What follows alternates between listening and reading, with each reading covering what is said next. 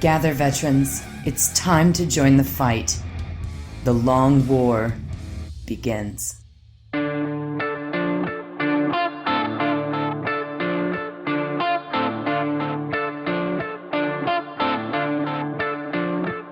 This is The Long War. I'm Robbie B. And joining me once again are my partners in crime, Kenny Boucher and Wyatt Turk from Jacket Clubs Gaming. What's up, guys? Yo, dog, great to be here. That's not my name, Rob. Oh, painting. Thank you.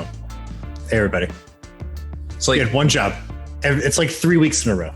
Been very tired.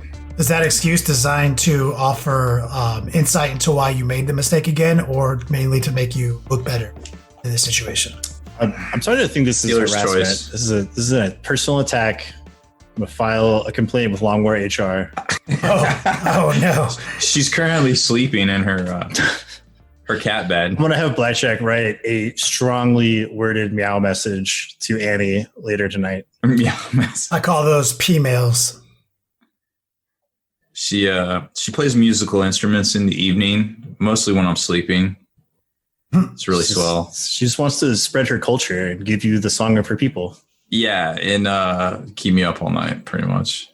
What do? You can't hit a cat. I mean, you can if you want to get your ass kicked by that cat. Like, pull back like just nothing but skeleton fingers. Yep. From a cat's expert level 9th degree black belt in cat jitsu. Yeah, so we don't want any of that. So we just let her do her thing. She's old. She's earned it. It's fine. I don't need sleep. It's for the week. I'll just keep messing up Wyatt's name every you week. could just say Wyatt Turk. You don't have to say Jacket Club's painting every time. All right, I'll just say Wyatt Turk then. It's easy to remember. Nobody's gonna know who this Jacket Club's painting guy is. I mean, my brand is on the live stream. Yeah, put his logo there, man. Come on. Nobody's gonna know. You're right. I'll fix that right now. Make it say gaming. No, do not. Fix it. So we are box set. We are coming to you after another week of incredible mic drops. GW. Yeah. Specifically 9th edition mic drops. Obviously, we've been, if you're listening to this podcast, we've been in a kind of a webcast holding pattern for a minute. I had some stuff going on over here. I apologize to our people, but Overwatch will be discussed. We promise. We're going to talk about this new Overwatch development. It is probably the spiciest thing right now. And I do remember a while back during the Q&As and everything, they were like, oh, we're going to create all these ways for assault armies, dedicated assault armies, to do what they do even more. Mm. And they showed us a couple things. And I think it's going to be a lot of things together are going to make assault work. This is just one more thing. And here's the funny thing. Here's the spoiler. Assault already did work. And it was a very strong part of the game. So this is going to be good. And we will cover that. Rip and tear. Yeah, no, it's definitely going to be good. And I'm sure we'll see more previews on, specifics. But today was some very spicy reveals in a week of spicy reveals. And as GW's tradition, long-standing tradition is, they give us a little bit of stuff to talk about on Wednesday, and then the next day they give us all the cool shit. So they did that to us again, I think, with Custodes. I mean, I haven't been paying attention to the faction preview stuff because we already have the full War of the Spider info. So we'll go over the full War of the Spider stuff for all 3 factions in the book, or I guess technically 4, right? that's a lot to cover. Yeah, well, some of it's really short. Bile and Assassins are really short. So Okay. I guess what we'll do is our normal shit and cover what we cover and then jump right into meat and potatoes and fucking nail it. Which means we got to accelerate this, and that means we start with a would you rather from Wyatt. That's true. Would you rather, for the rest of your life, all of your farts are silent, but could literally make people vomit and fill up a room? Or they have no smell, but it's like a 100 decibel tuba sound every time? Isn't this? Didn't we already do this one? No, we didn't. This is just yet another in a long line of butt-related would you rathers. I feel like we had a decibel butt would you rather already. I don't know. All right. I mean, I'm going to take. Oh man. Also, Rob, you would smell it. Wait, so the Dijin's gonna like solve my? Well, you played that inability card too many times, so I'm just any smell related things. It's just going to be beamed straight into your brain, and you're going to feel it as much as anybody else. It's kind of like this. The nasty smell. Yeah. Any smells. It's kind of like this. If the genie, it's a gift and a curse. You get your sense of smell back, but only for smelling farts that you fart. Yeah. And so it's kind of like this, Rob. If the evil Dijin said, but anytime somebody snaps their fingers around you, you shit your pants. And you're like, well, I just won't wear pants. He's like, ha ha ha. You look down and now you're suddenly wearing pants and you shit them. Like Yes. the magic will facilitate the pants shitting. Can I feel like I want, those little space horns, like that's what I feel like in my mind when I fart. It's going to be loud and obnoxious. That's what I want. I want that. It's going to sound like a foghorn on a shipping carrier. That's a little too much. Like it's unmistakably flatulent. I want to be coy with it. I want to be like foghorn. There are two options. Choose wisely. All right, foghorn me. All right. I'll do it. I mean, you could make a career to that. You're a very skinny man. Nobody would expect that coming out of you. The things that come out of me, no one ever expects. Like the silent, so, but normal fart rules apply though, right? Like I fart at the pace and degree that I normally fart at, right? Like I'm not like sudden like especially farting out, right? No, I mean like your normal bodily functions. So my normal fart routine. Yeah. Okay. I mean, this is also for the audience to participate in. So like maybe one of our viewers is particularly gassy and this is a way harder decision for them. I've got my days and it already gets pretty bad. And so like, I mean, I think I can do the, okay, hold on. True. Is this a true? Am I immune to wanting to vomit from my own fart? Ooh. Like if I'm sitting here streaming and I just let a silent one out, am I going to just start throwing up everywhere? I mean, yeah, you're going to have to deal with that. I mean, then I have to go with the foghorn. Just going to have to. Poop jokes. There it is. We did it. We did it. Next week, tune in for our dick joke. Would you rather? Hey, I had 3 on deck, and I asked you what you wanted, and you were like, "Well, we haven't had a fart joke in a while." It's true. We brought this pain upon ourselves. Missing our quota. So we got our poop joke out of the way. Rob will cover the news, and I will see if I can slide a dick joke in while. Nice. All right. Well, we all know there's a new 9th edition box set coming out called the Indominus box for Warhammer 40K. If we read the runes and paid our sacrificial whatever to whatever 40K gods, it looks like from what we're able to tell is there's going to be about 5,000 copies in North America of that Indominus box, which is semi on par with the Sisters Army box that came out, which was around, I mean, it did sell out the first week and you could still find them on store shelves for a week or two.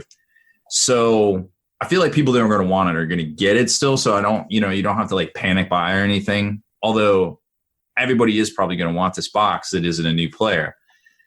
From what we can tell, it looks like it's going to be $200 US.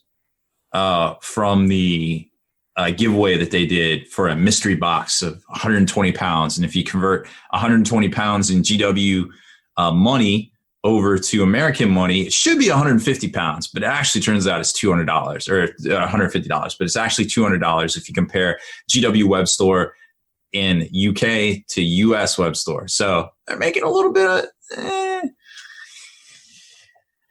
very ambitious, but they've been doing it for years.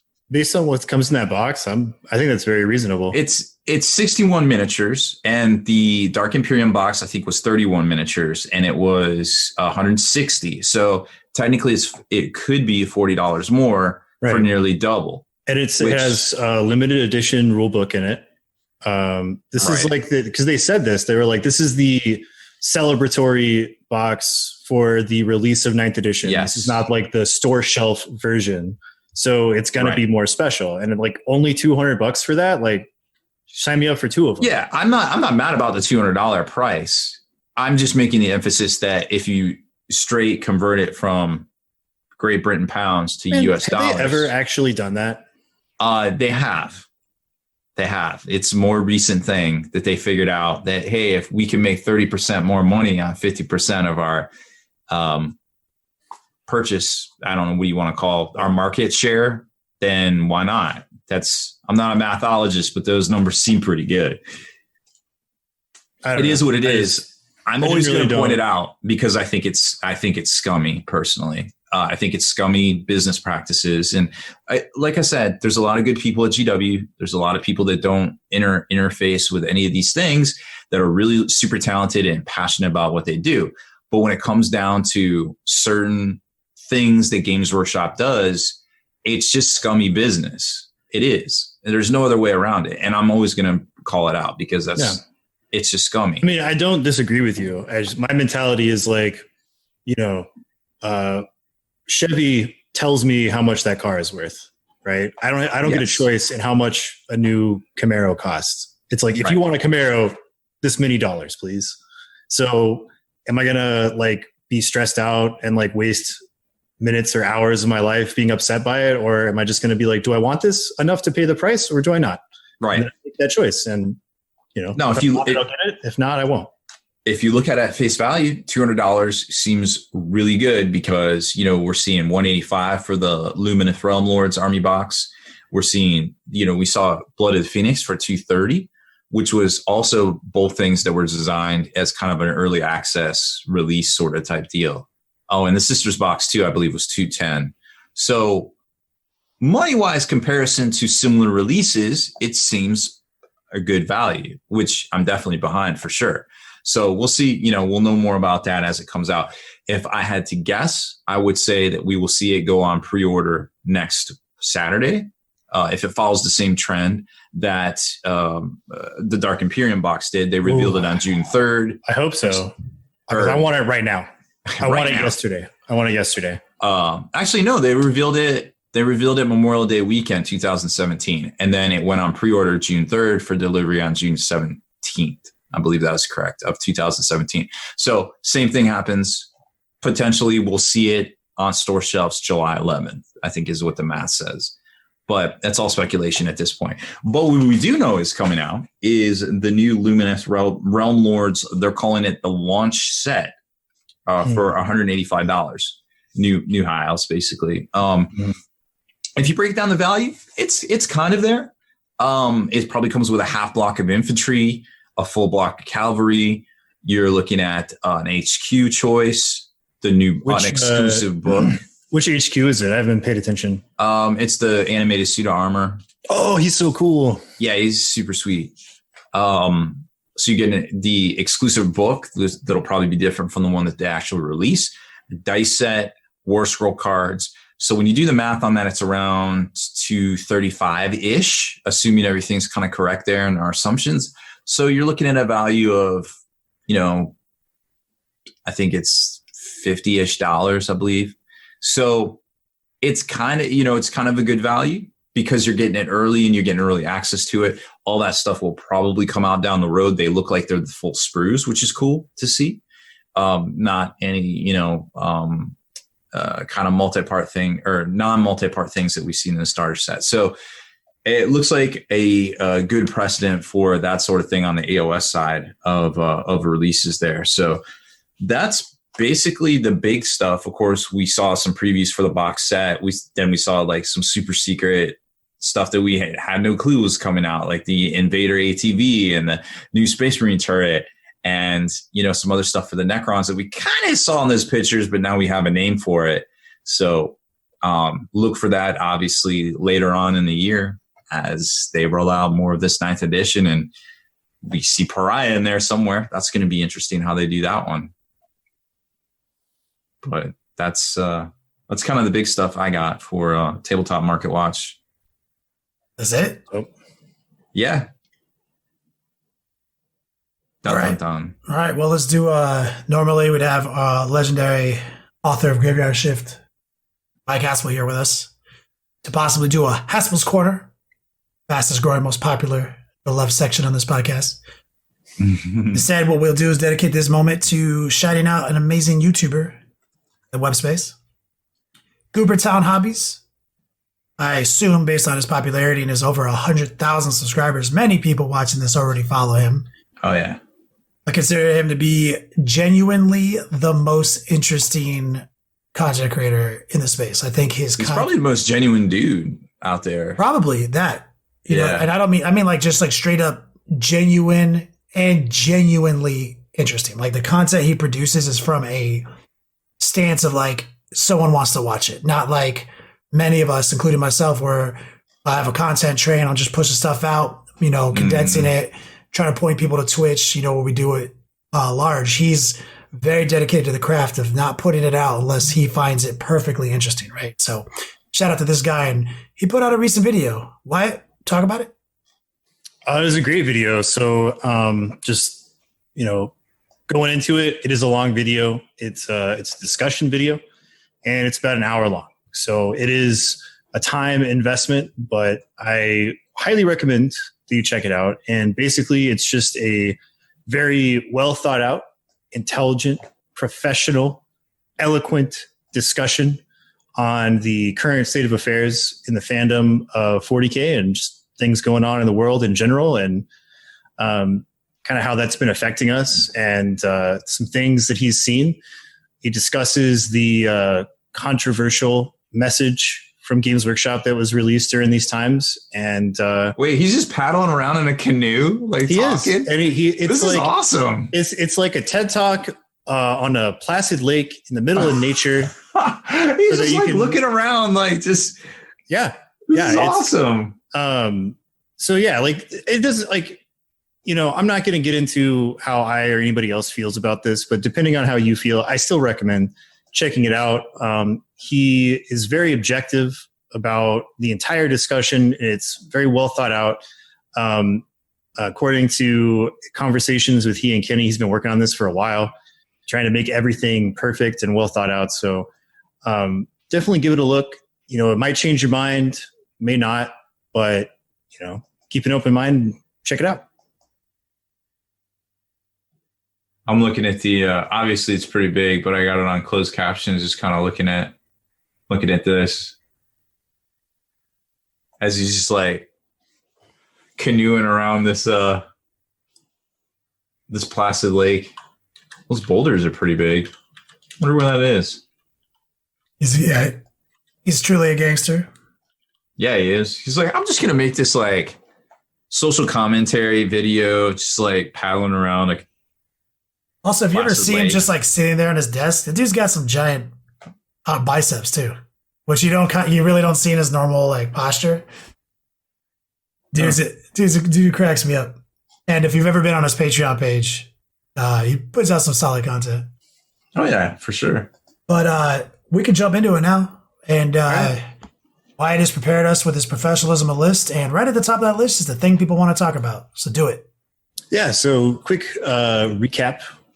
As the world turns in 40K over this past week, we had a couple of new, I keep wanting to say rules previews, but it's not really a rule preview. It's like 3/4 of a rule preview, because they never want to give us the full Monty. Like they never want to tell us the full rule. It's like, here's part of a rule, but not the full thing. So they talked about terrain, a lot of interesting things. Like we knew that there was going to be like this whole new setup of terrain rules and they gave us a look into that. So now terrain types are going to be categorized as 4 separate things. So it's either going to be a hill, an obstacle, area terrain, or a building. That's it. No other types of terrain, unless you want to have like meaningless scattered terrain on your table. That's cool too. But as far as rules are concerned, it's only 4 types. How units are going to interact with them depends not just on the type of terrain, but also on the unit size and what type of unit they are. And they talk about a couple of different types. So hills are essentially, they're just part of the ground. They're part of the battlefield. They don't really have any rules or anything like that. You're just meant to maneuver around or over them, right? So that's what a hill is. Yeah, they can change your line of sight opportunities, things like that. Right. And they have obstacles, and obstacles are a line of sight or partially line of sight blocking terrain, depending on its size. But this does actually give rules, but it's only for infantry, beasts, and swarms. And it gives them a cover save if that obstacle is between them and the thing shooting at them or whatever. And then they go into talking about light and heavy cover. And so some things can have light cover by itself, and then some things can have light and heavy cover at the same time. Light cover gives you +1 armor save against range attacks, and heavy cover gives you +1 armor against melee attacks unless the attacker made a charge move, in which case the target or the defender would not get that armor bonus in that first round of combat. But if you have 2 units like stuck into a building and they're like fighting it out, then you're going to get +1 to armor saves in there, because it's like you're fighting in a basement, basically, right? Yeah. They mentioned bunkers as something that has both, because they make bunkers. That's like an actual thing they make. Oh yeah. They talk about obscuring, and I think this is one of the bigger ones, because like we've been waiting to see what obscuring or obscurement actually means. And I actually am going to read this word for word so that we don't paraphrase or get anything wrong. So it says, if this terrain feature is at least 5 inches in height, then models cannot see through or over this terrain feature. This means that one model is not visible to another if you cannot draw a straight line between them without it passing through or over any part of this terrain feature. The height of a terrain feature is measured from the highest point on that terrain feature. Models that are on or within this feature can be seen and targeted normally. Aircraft models and models with a wound characteristic of 18 or more are visible and can be targeted even if this terrain feature is in between it and the firing model. Note that the reverse is not true. This one has been all over the internet for the last week. Seen a few videos, a few people doing great little diagrams, some mad naps, maybe putting physical models on the table to really talk about this. But I will say the one thing that many of these videos have in common that I have scoured for are that they are slanted in their opinion, which is that this is a bad thing. So it's typically a video showcasing the most ludicrous side of this and trying to say it's silly. And they usually put a big knight there, maybe like a terrain feature that you're all familiar with. It might be like one, pillar of a terrain piece, and then it goes to almost nothingness, but it is 5 inches. And they're saying this is ludicrous. This is ludicrous. But Rob, 4th edition, talk about it.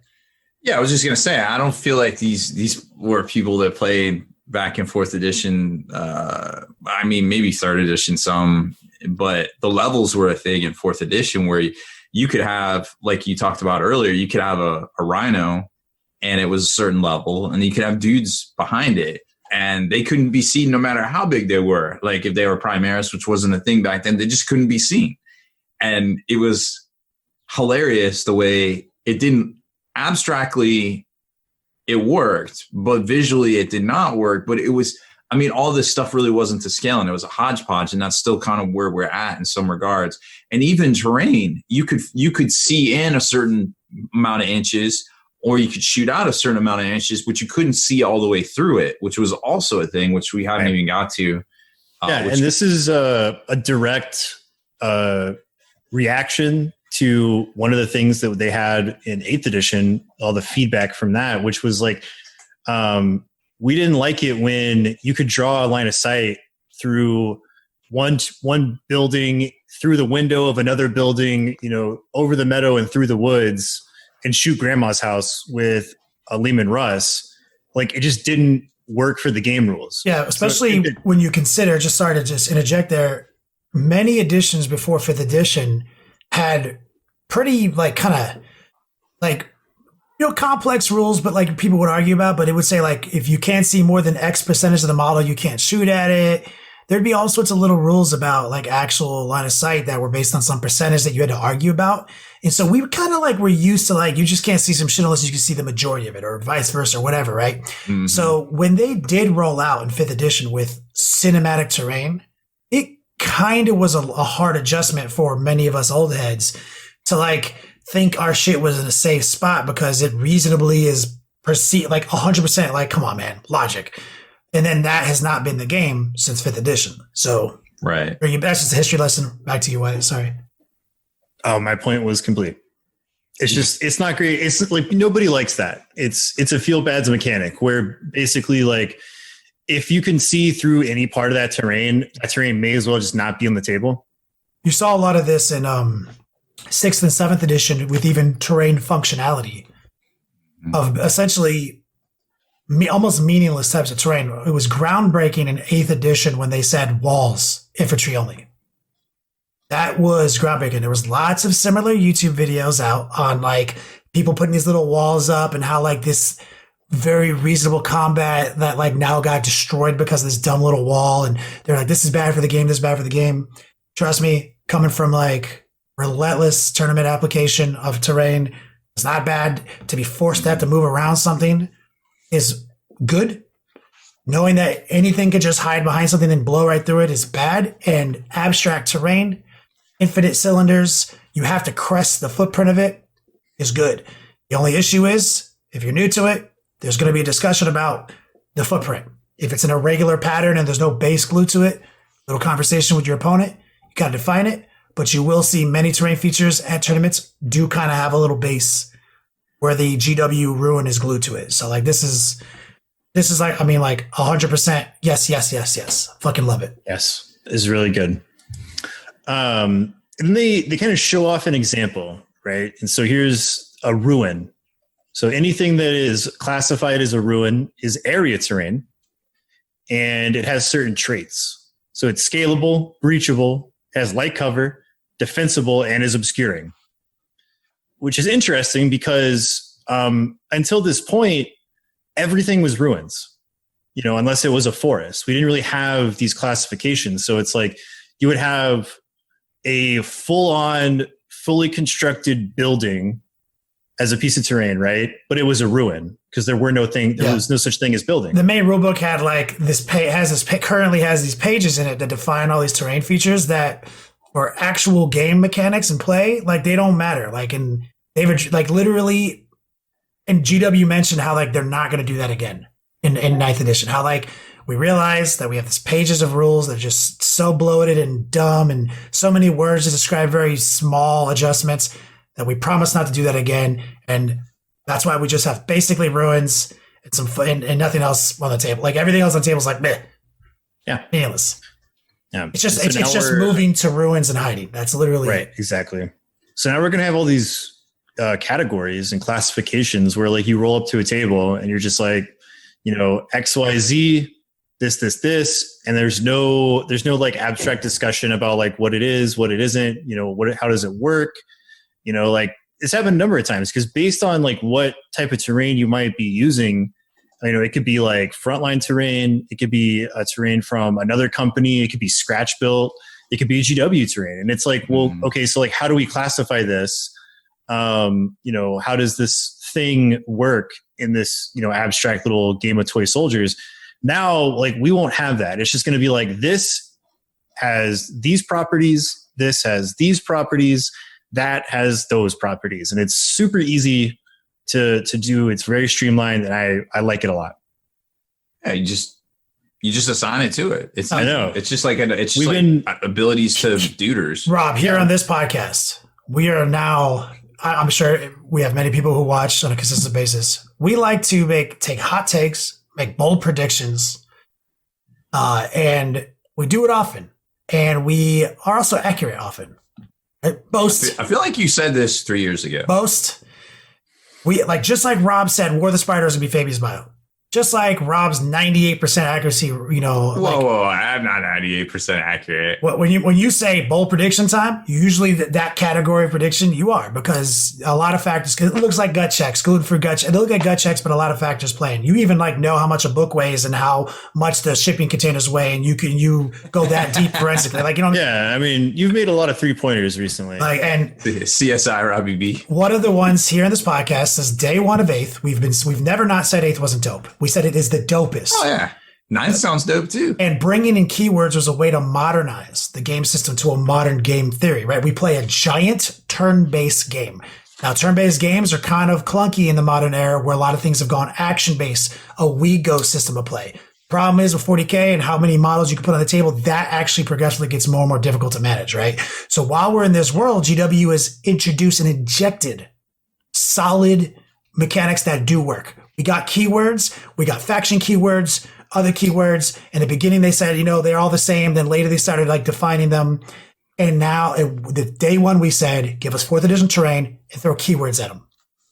Because we had levels, which was kind of a keyword in a game that didn't have keywords. You guys they're doing it. Fuck yeah. Day one, that was a thing we here believed in, and we ran it down your throat. And another one that I personally, just the way I think, and I keep saying it over and over again, is the aesthetics. GW has been clearly aesthetic driven, in my opinion. And many of these things you're about to see and hear about are to that point, and it continuously proves their driving factor is coolness, right? Because we've always had this argument, do they sell rules make rules to sell models, or models to sell rules? I'm like, I think it's official. Dope looking shit is what they care about the most, right? And they know dope looking shit with good rules, both. And now that they care about tournaments and they care about organized play, they have a global event work coordinator for guys. That's pretty cool. They've been working with Frontline Gaming. That's fucking amazing. They understand that if models look cool and they have cool rules and people play them and you see pictures of them and YouTube channels of them everywhere, that will inform the easiest decision for anybody who maybe not in organized play to know what to get, so they can they can personally save money and know and be active in this community. This is the fucking golden age. We're experiencing it right now. And it's only better all the time. Yeah, it's only going to get better, especially with this new 9th edition Halo video game, Fortnite. Love it. Yep. Gonna floss on people. Overwatch? Yep. Oh yeah, Overwatch. Overwatch is different. Check all the boxes. Yeah. So Overwatch is no longer a universal rule that everybody can just do, right? It's no longer a part of the charge phase as a rule that people can do. Now it has shifted to a core stratagem. So everybody can use core stratagems as long as you have CP. So it's a 1 CP stratagem, and you use the stratagem after an enemy unit has declared a charge against 1 or more units from your army. One of the units that was chosen as the target can fire Overwatch before the charge roll is made. Mm-hmm. Dope. How does that affect Tau? So, yeah. So Tower dead, fuck Tau. Set it on fire. Weeaboos, get out of here. The time of the sword and the axe is nigh. No, we don't know. I mean, we haven't had 100% clarification, right? This is a little bit more of that. They show 3/4, right? But what we're assuming is that because they stated that just like any other stratagem, you can only use one stratagem of the same type per phase. We're assuming, yeah. And that once you pay that stratagem for a unit to fire Overwatch, then for the greater good takes effect. So similarly to how defensive focus works for the Ultramarines. Which I believe is amazing, because that means their faction rule is really good, because they all get to shoot if they'll follow the rules for 1 CP, where everyone only gets 1 guy. Ultramarines get more as well. So it's it looks we have to pay for it, right? Yeah. So that it's how it balances out. Which is cool, because when they talked about where they're going to make Assault better even though this isn't I don't believe this is groundbreaking in any way. Like, it's not like this incredible, like, oh shit, I can finally get into assault. It's not that incredible, but it's accumulation of incredible things like blocking line of sight terrain, slightly smaller, 800 square and smaller table, vehicles being a little bit more interesting, and this. There's a lot of things stacking against themselves to make assault better. And don't forget, like, monsters got an update too on how they shoot. And so, like, Tal's going to be fine.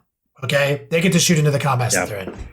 Yeah. I think there's going to be a little bit more of a mix between their direct firing weapons and their blast weapons. Because, like, you know, blast is great for dealing with more types of units now. You can deal more damage because you get more shots. But they can't shoot into combat. And then you have, like, your direct fire weapons that have their fixed number of shots, but they can fire into combat and, like, shoot yourself out of combat. So I think they're going to be fine. They're going to be very versatile still. Don't sell your armies on eBay. This game is about set them on fire. I mean, if you want, only if you YouTube it, like, only if you film it. Yeah. Oh yeah. I mean, I have to be able to enjoy the fallout of your poor decisions, or else don't make them. But to the point, this stratagem is a resource management stratagem, right? And so one of the things we just mentioned was modern game theory, resource management stratagems, access to a paywall to unlock your USRs. Like, we used to just have these USRs, characters would just join, and all this dumb crossover.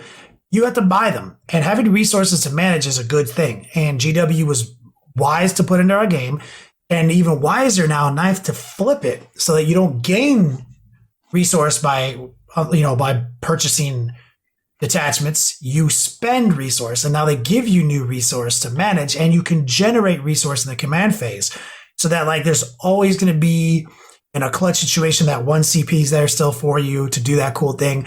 But you still have to manage it. You still have to observe it. And there's going to be more things to spend it on than ever before. Yeah. So this is great. This ties into when we first started talking about a lot of this 9th edition stuff. I said that I think the biggest overall affecting change that we're all going to feel in 9th edition is the CP rework.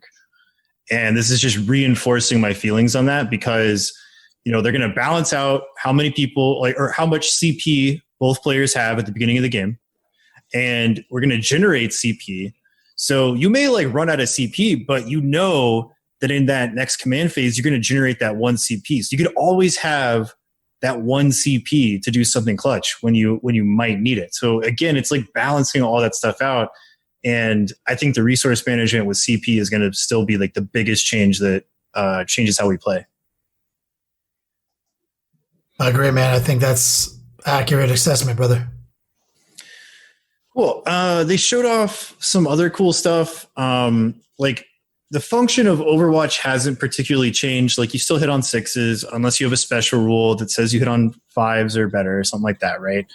But they also showed off another part of terrain where it's one of the traits. So we saw earlier that ruins have defensible as one of their keywords.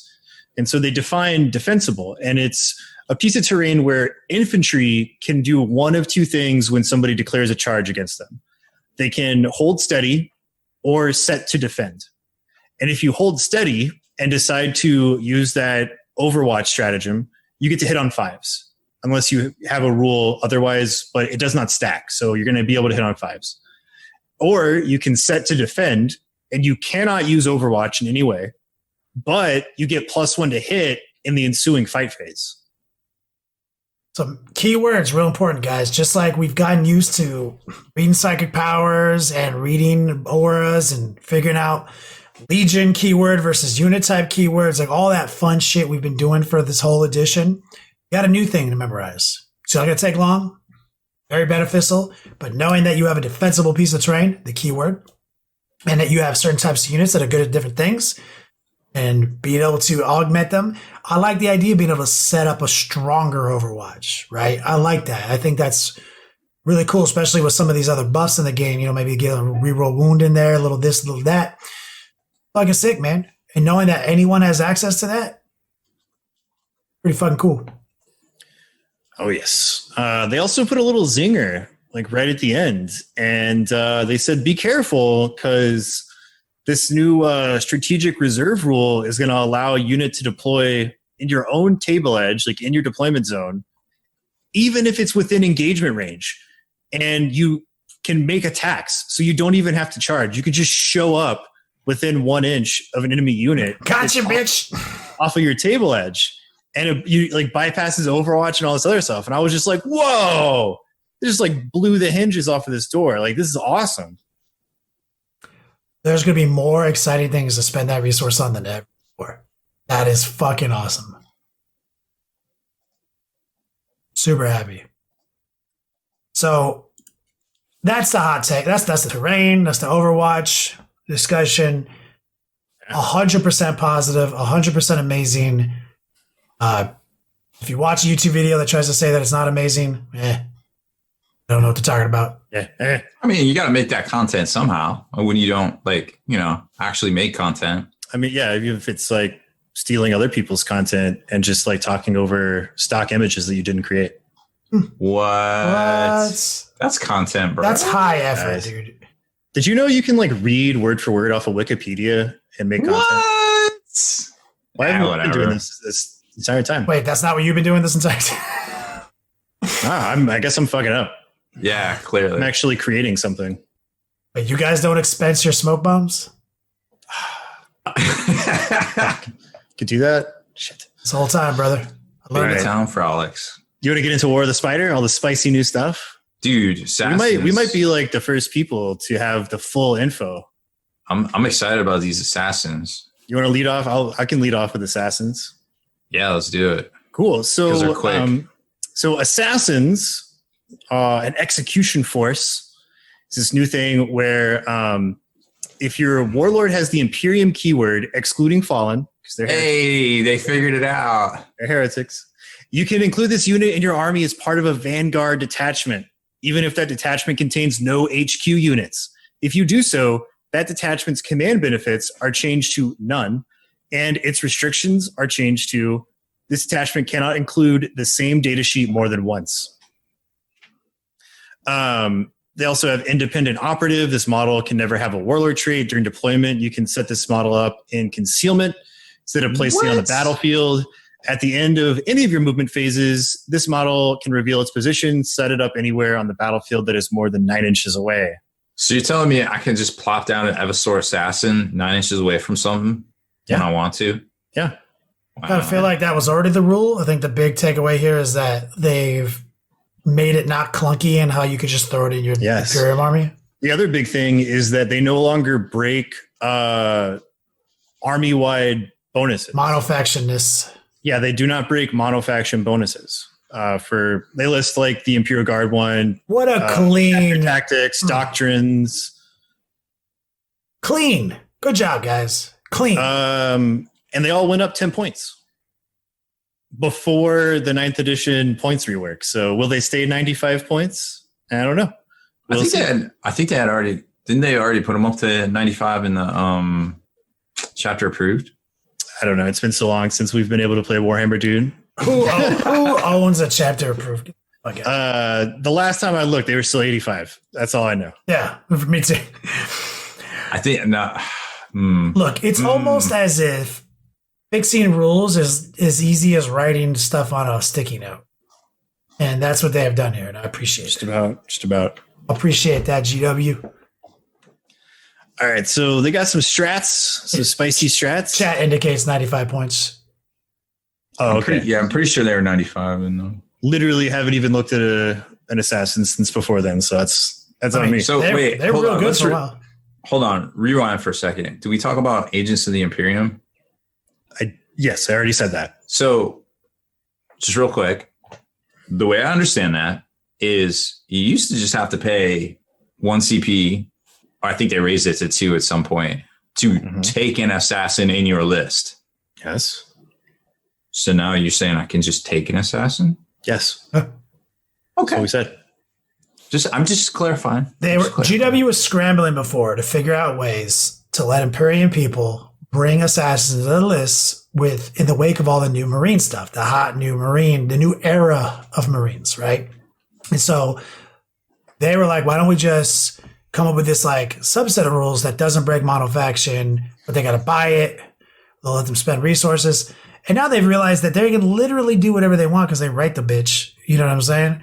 So they're like, well, it makes sense because those rules were written before the new Space Marine rules. And then, when these came out, we brought up the point of, what was it? The Fallen, and, like, technically they're Imperial.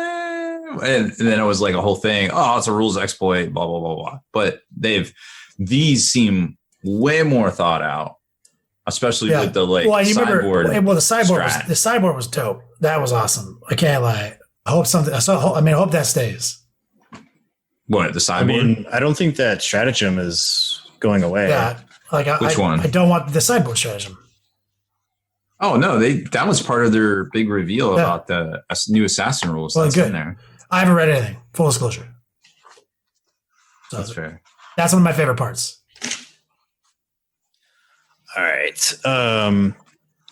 Let's see. Shadow assignment for 2 CP. Use this stratagem before the battle begins. If your army includes exactly 1 assassin unit, remove that unit from your army and then add 1 assassin unit of your choice to your army. The unit that is removed does not count as being destroyed for any rules purposes. Unlike other units that are added to your army, this new unit does not cost any reinforcement points, even in a match play game. Beautiful. There's your sideboard. Beautiful. Yep. Boop. 1 CP, acrobatic. Use the stratagem in your movement phase. Select 1 Calidus assassin. That model can advance and charge this turn. In addition, until the start of the next battle round, subtract 1 from hit rolls for attacks that target selected model.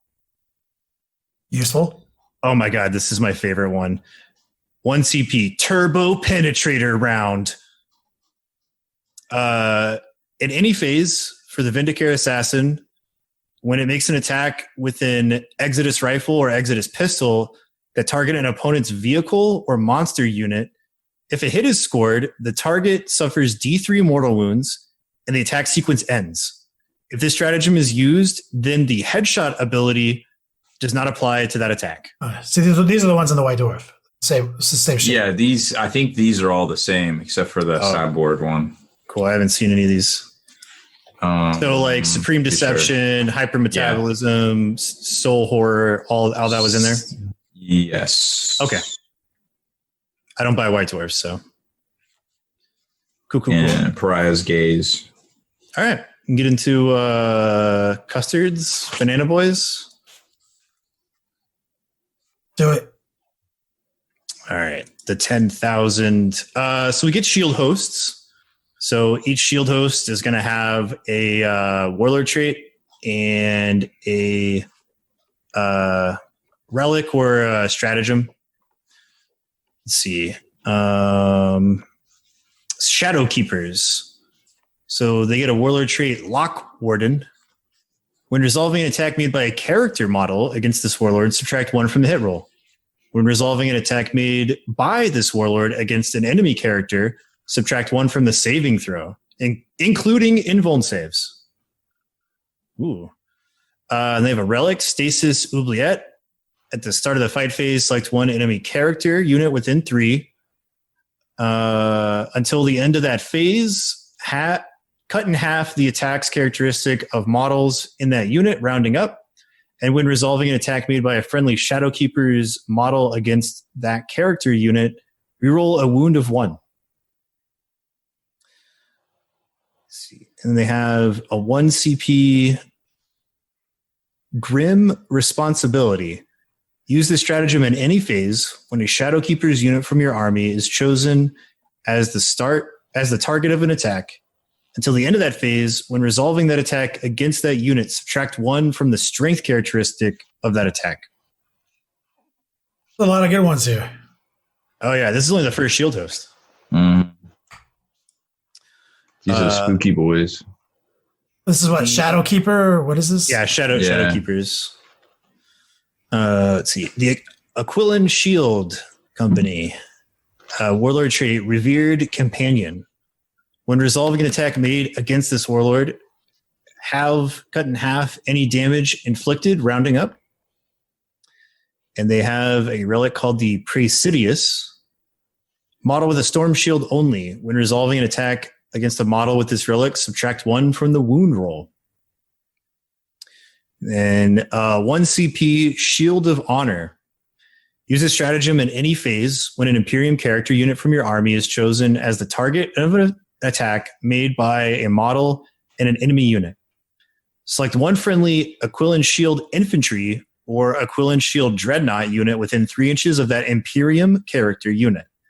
Till the end of that phase, when resolving an attack made by a model in that enemy unit, measure range to that Imperium character unit, but resolve attacks made by models in that enemy model's unit against the unit you selected.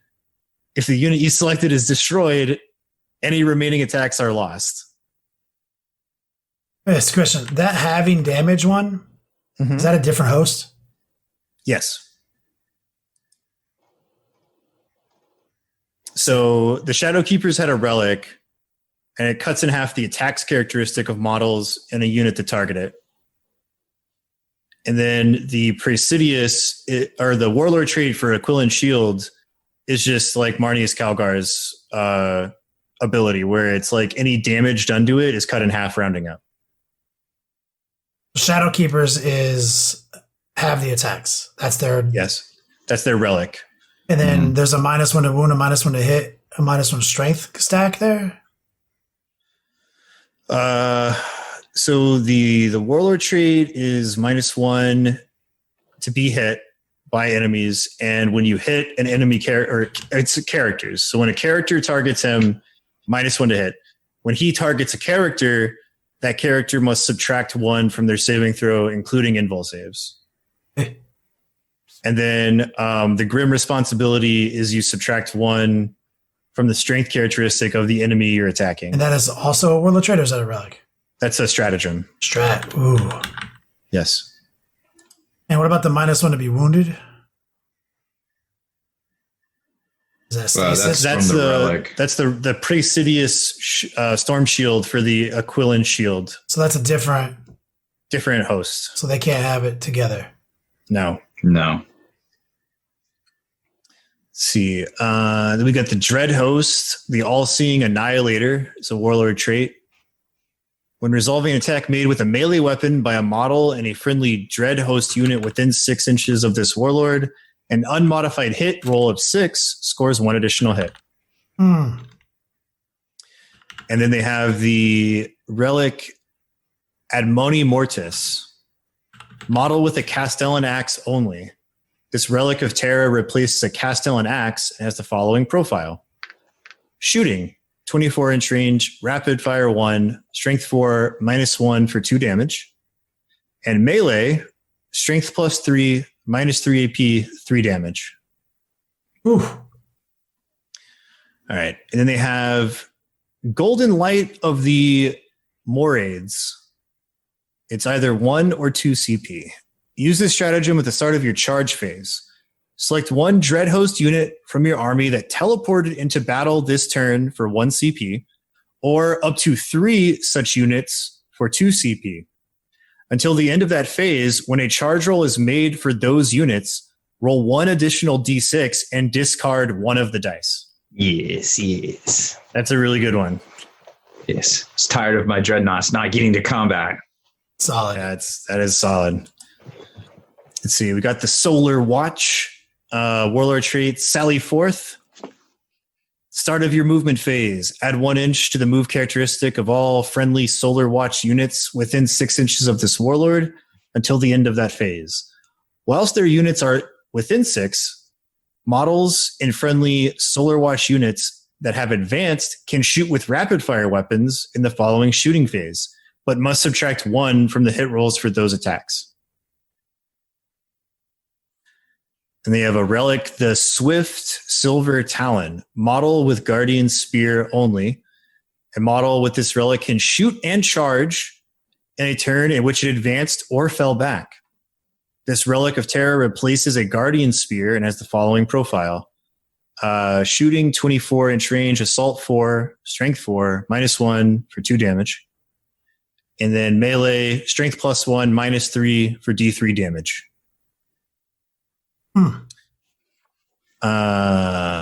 What is this? I think this is 0 CP. What's that? The Eagle Strike? Yeah, Eagle Strike. Is it 0? It's 0. It's 0.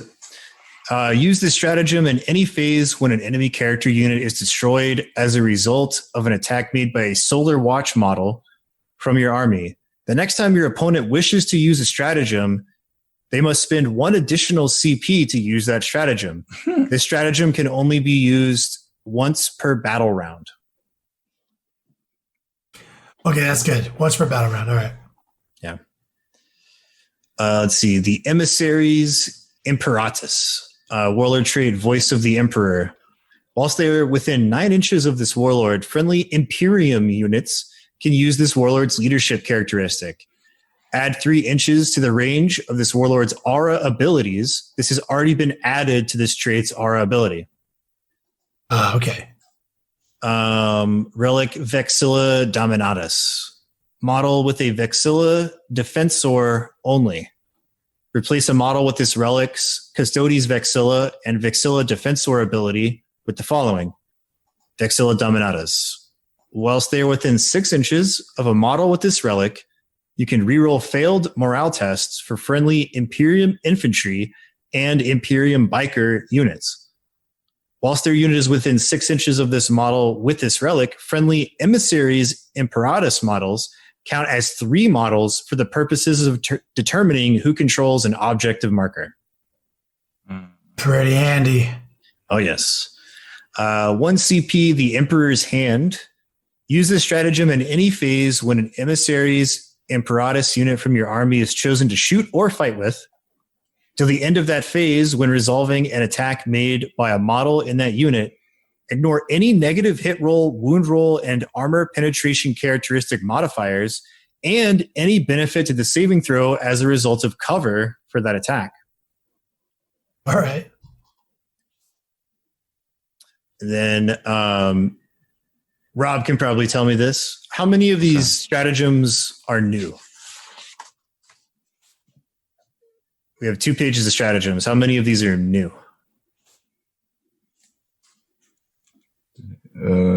Well, let's see. I don't know.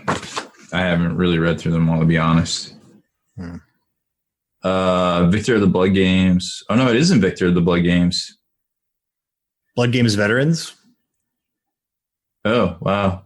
No, I think these are all new, dude. All new. All right. Is there any like spicy ones we can pick out? Because it's what is this like, dude, I haven't read that. I mean, there's it looks like there's a transhuman physiology one in there. Like it's not called that. They're not all new. The Captain Commander one's pretty good. That's new, so you can make the new 8. I think. Oh yeah, so they have the Captain Commander traits where you can kind of like, I guess like build a bear guy, where it has these different traits you can take.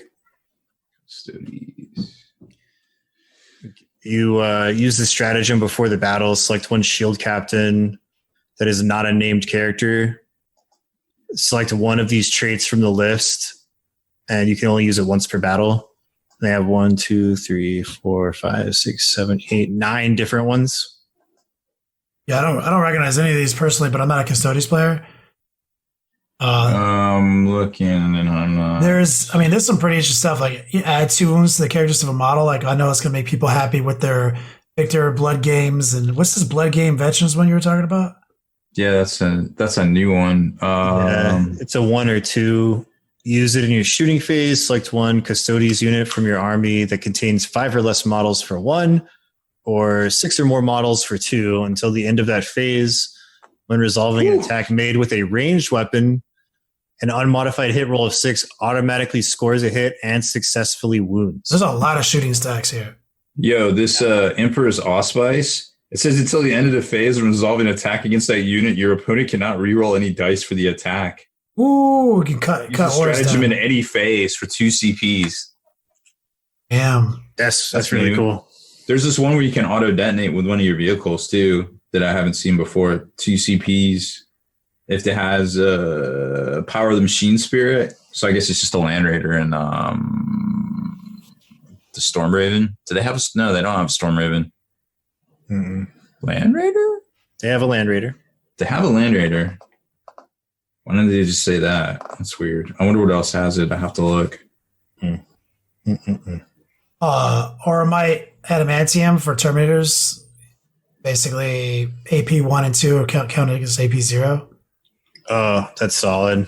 There's also the Dreadnought. You can make it resolving an attack against that unit, have the damage inflicted, rounding up. So that Duty Eternal. So is there one for regular infantry people too? Nah, just Dreadnought that I see. Hold on. Arcane Genetic Alchemy.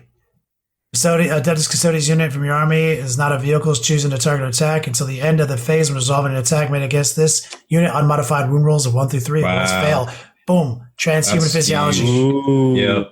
That is transhuman. That is legitimately one of the best stratagems in the game right now is anything that can do that. Because there's a lot of defensive stacks in here. A lot of like minus is this. These are all new. Blah, blah, blahs, All new. ABs. Yeah. So for a tight little elite fighting force, to have these types of defensive stacks and new stratagems and CPs available to them is real good. And the shooting potential is looking a bit preposterous. This, Yeah, they're dope. I think a lot of Custodes players are going to be very happy with what is this. it? So the Solar Watch, like this, like being able to Solar Watch moves quicker. being able to rapid fire and move quick and like get into position, and then like some of these like exploding concepts and like 6 is always hit and wound and like That Solar Watch relic is pretty good too. I mean, can you think of anything that a model with this relic can shoot and charge in a turn in which it advanced or fell back? Like just off the bat, like, hey, I just ignore these 2 dope ass rules that normally I can't because I have the spear. That's awesome. Yikes. I don't recognize any of these rules. Like these, It's really cool. isn't there one that lets them shoot like more shots too? Oh yeah. I forget what that is, but I remember reading that. Apologies to the chat. This is anyone listening. I have not looked at these before, and I'm just seeing like nothing but juicy ones. I think that Superior was fire patterns. Superior fire patterns. Use this strategy when you're shooting phase with Adeptus Custodes infantry unit Oh from yeah, your double army. attacks. Did not advance in the previous move phase chosen to shoot with. Until the end of that phase, the model of this unit may double the number of attacks with rapid fire and pistol weapons. See that? There's some stacks. So a Guardian Spear is doing 4 attacks in rapid fire range. Yeah, 4. So does that mean like Custodes jet bikes too? Like with their like their hurricane bolters? Yeah, those are rapid fire. Yeah, they're rapid fire. Brah. Rapid fire 3 for each one. So in rapid fire, you're getting 6 shots, and then if you play this, each guy is doing 12 shots. Brah. I think that's a strong argument to never take those missiles. I mean, all of my bikes are bolters, and just the captain has the Melta missile. It's infantry only. Bro, so Solar Watch. So Sally 4th plus those Yeah. jet bikes.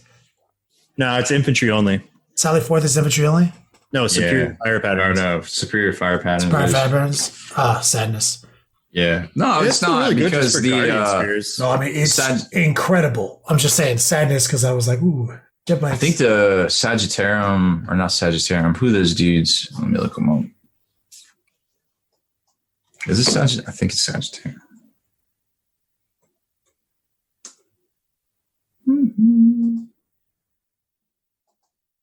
Damn. I gotta look at their rules real quick. Oh gosh, what version is it? Here it is. Oh, they're Assault. Never mind. Dang. Guys, This is interesting. I've said for a while that like if I was going to add more to my Imperium collection, I would want to do some Custodes because I already have like 1,000 points of the jet bikes. So I can see like a small project of expanding that to like a full army being relatively doable to have fun with. Yeah, to George in the chat. Like, yeah, that's the one I'm looking at right now. I'm looking at Blood Games Veteran. 60 bolter shots. Yeah. Blood Games Veteran with the 6's auto hit wound plus doubling the shots. and possibly like +1 to your move advance and still shoot rapid fire weapons and -1 to hit on guys that already hit on 2s, rerolling 1s. There is some incredible Solar Watch guys.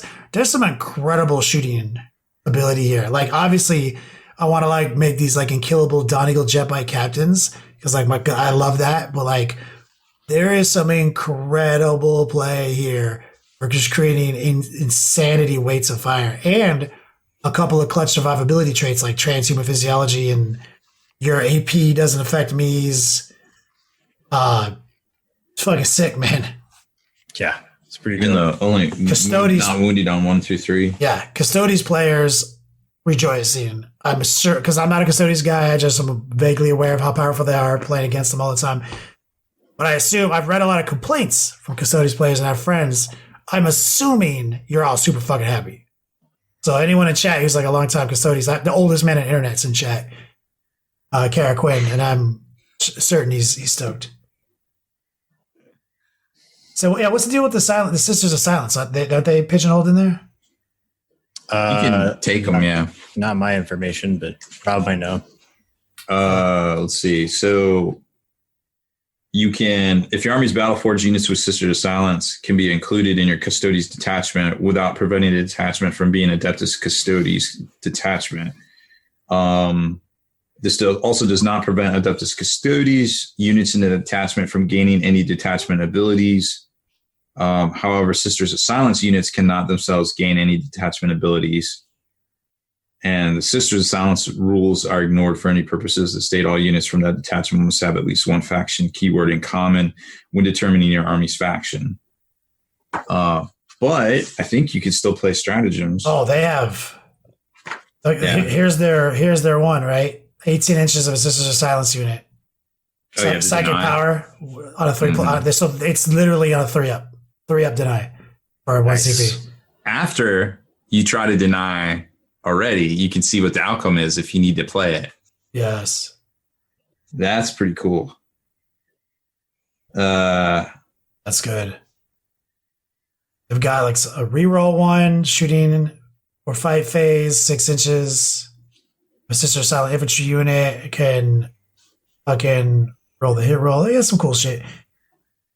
Some good names too.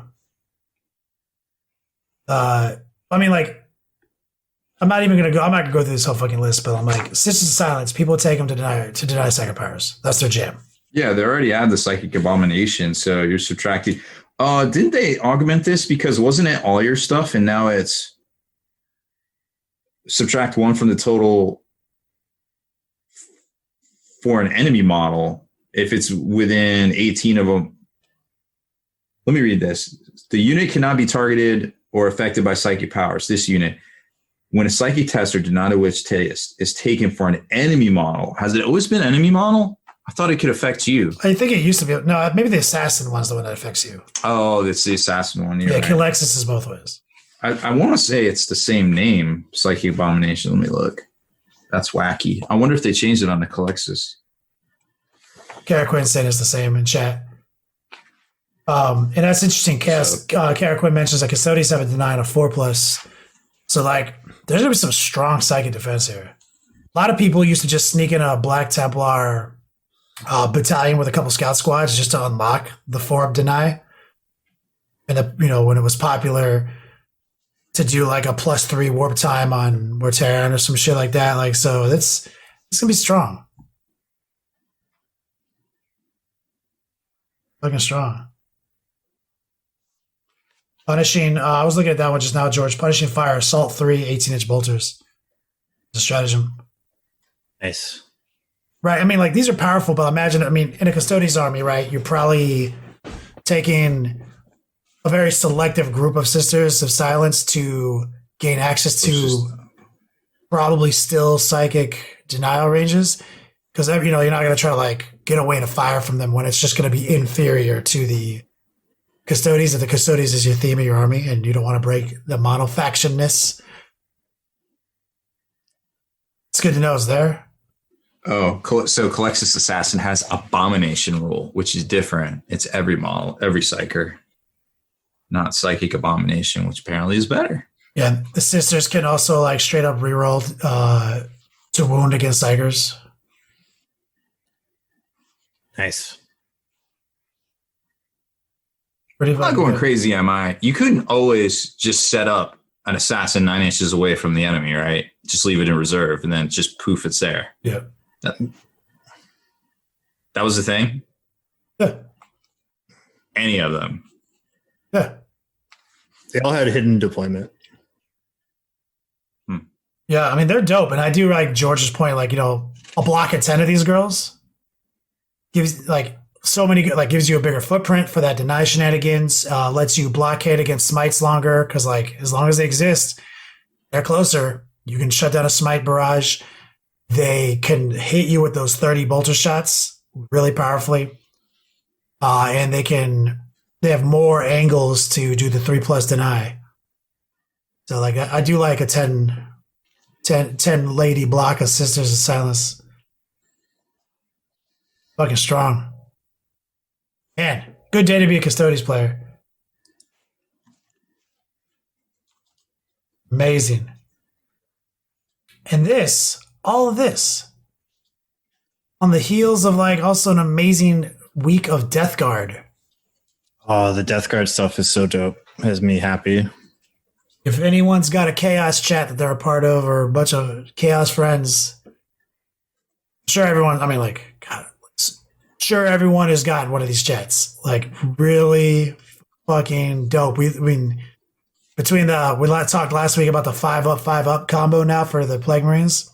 Oh, yeah. Aura. That's, Now we know we can get a 4+ invulnerable aura on a demon engine.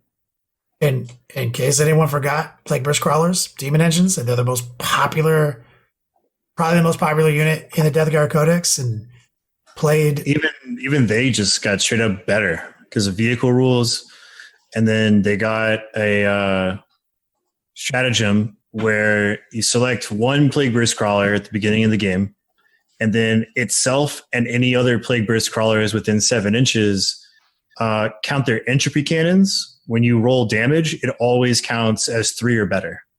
So it makes their damage on the entropy cannons like way more reliable, which is awesome. And then you put them next to a character that lets them reroll 1s to hit and give them like Arch Contaminator so they can reroll wounds on plague weapons. Whew. Yeah, I'm just going backtrack one last time. George mentioning their Great Blades with +1 to wound, a unit of 10 of them can kill a knight with 21 attacks, reroll to hit, and wounding on 4s, AP 3 damage. D3 damage. Or, sorry, D3 damage. Like, I mean, it's still, yeah. Like, that's real. I mean, no, the Sisters of Silence really powerful. Like, I'm stoked on that, man. Like, these are great rules. Like, everything is great. The Death Guard rules are fucking fantastic. There's so many new combos for Death Guard. Old combos got stronger. Like, Plague Burst Crawlers got stronger. Fucking the Blight Grenade spam got stronger. The actual dudes got harder to kill. There's a lot going on here, and I feel like everything's going to get a little bit more expensive and a little bit tighter, and a little bit more powerful, and a little bit more maneuvery. I like this, man. This game is, if this is really telling us where 9th edition is going, I'm fucking super high on this supply. Oh man, like I'm getting my Death Guard stuff, getting ready to add that to my Chaos collection. Oh yeah, PSA. Buy your Plague Burst Crawlers now. They're probably already out of stock. Yeah. Plague Marines, the Terminators. There's a combo with the Terminators that seems to be really popular that a lot of people are seeing. We're kind of in that place where the information is out. Mm-hmm. Everybody sees stuff that is like very easily recognizable as strong. I mean, like using the relic with Poxmongers so that your Plague Burst Crawlers and other demon engines can get a 4-up invul save aura. That's like just straight up good on the face of it. So lots of people are going to try it. I'm going to try it. I want to play test it out and see if it actually. Especially if you're saying all I need is 3 Plague Burst Crawlers to make, because I probably have all the rest of the shit. Easy, like you need a tough, beefy character and 3 Plague Burst Crawlers and a Spearhead, and it is devastating. Yeah, you probably already own all this shit. Here's the thing: like Sisters of Silence and Custodes, you have tons of those from Prospero Burns and all this shit like that. Remember, like everyone has that shit, right? You probably have the Dark Imperium box with some of these cool ass Death Guards that you can just convert and turn them into whatever you want. This is really stoked. So like jump in, Get shit now while the getting's good, so you can try them out. These aren't even expensive kits. These are fucking awesome models.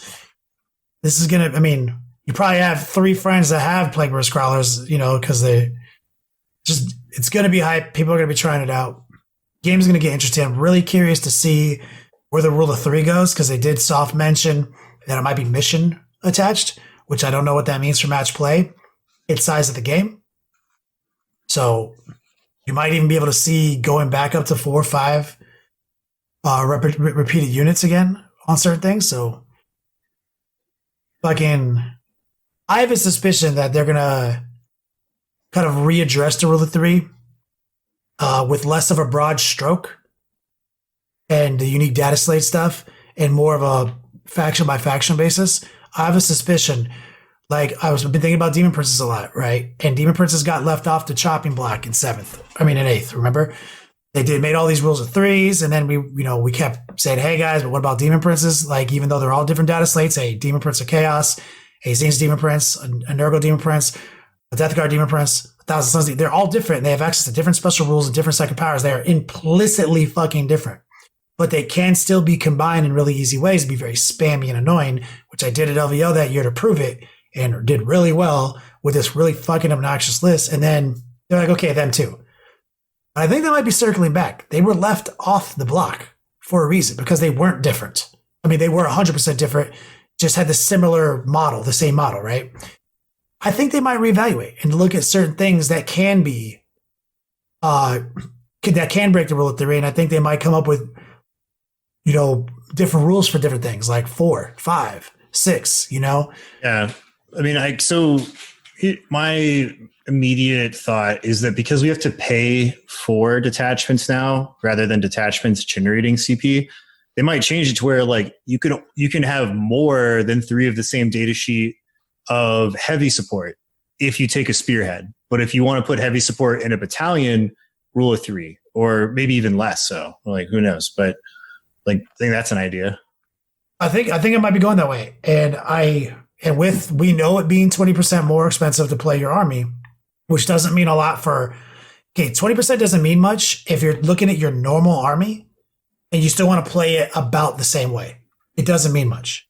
Where it does start to matter is ground up, like your ideas of what you want to play from the ground up and kind of min-maxing from the beginning. You might start to see like, okay, I can't take that extra really dope shit I wanted to take. And so it might just work itself out anyway, innately, as you start to, abandon the idea of making the list you play right now your new 9th edition list so you don't have to do a lot of extra work. And you start getting more comfortable with making your brand new list, which is kind of always the place we end up in right here between editions. Right. I think it just might all work itself out. And I'm really excited to see what happens next, which also I think does slightly support the theory, the not popular theory that we might be going down in points for match play eventually, or which is kind of counter to the cultural opinion. Yeah. Yep. I'm for it though. I'm gonna stay up on my soapbox about I don't want to be at the tables for 12 hours a day on what should be a fun vacation time where you get to see your buddies from across the country that you only get to see at tournaments. If we move to 1750 and we can have tournaments where I don't have to wake up and get to the table until like 10 instead of 7, and we can be out of there by like 4 or 5 in the afternoon instead of 7 p.m. after a 12-hour day of Warhammer, just to wake up and do it all again the next day, 12 more hours. Like, yeah, I'm all for that. Yeah, I came up in an era of 1,500 point tournaments. We used to play one we did it every Saturday, every weekend, alternate dimensions, South Miami. Fucking, it was awesome. We all can you even think of like an objective game reason why 2000 should remain the thing other than people just want to play with all their toys? No, it's just an emotion. It's because back in the day, we, this is what the points were and this is what we decided was cool, right? And, what's interesting is we played on those 4x4s back in those days. We played 1,500 points on smaller tables and you get more guys into a local store. You could run like 12-man tournaments really easily and be done. And then as editions started creeping up, new toys, new points started dropping, people wanted to innately include more of that stuff. And then we start getting really attached to these stuff. GW hit the scene with the GTs. They were always like 1750, 1850. So that was really fun. People wanted to keep playing those exact lists at their local stores. There was a lot of pressure. We all started opening up. 1750, 1850. Ard Boys showed up, 2500. It felt like you were doing something dirty at Ard Boys, right? And then, and because we had this social contract in that era where like nobody showed up at 3 of the same unit. It was really not there unless it was like rhinos or some shit. Someone showing up with 3 of the same unit wasn't normal. Even like the Iron Warriors of the era, the 3-5 Iron Warriors, would have like a Defiler, a Vindicator, a Basilisk, and a Heavy Support. And then their cheat code was they did spam Obliterators, right? And they were dominant. So people didn't like it. But once Ard Boys hit, I think all bets off. People didn't care. And then we kept wanting to play bigger games. I said 2,500 was too big, so we did 2,000. Then 6 dropped, and it was this whole like weird detachment thing at 2,000 points. So we started doing 1999 plus 1. Remember that little bit of our part of our back history, 1999 plus 1 tournaments. And then eventually that ended, and we just stayed at 2,000 points. And we all now, as a society and culture in Warhammer 40K, think 2,000 points is the way to play the game, when actually historically and empirically it's just a fake ass number that showed up and made us really happy to play our big toys. And I'm just saying, I am definitely not the only guy in the 40K community with back problems, and I am preaching to my constituency of guys with back problems. Let's go to 1750 so we don't have to beat the tables 12 hours a day. Yeah, you know what? I would even call this a call to action.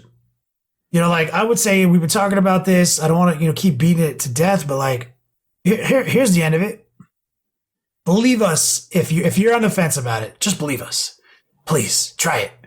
It is dope to play 1750, 1850, and even 1500 points. I played all of 8th edition locally. We did monthly 1500. It's just dope. Love it.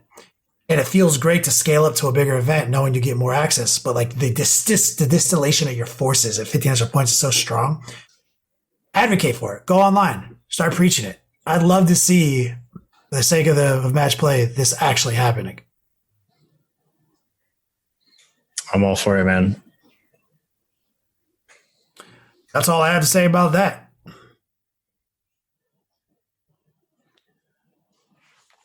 think we did it. Did we do it?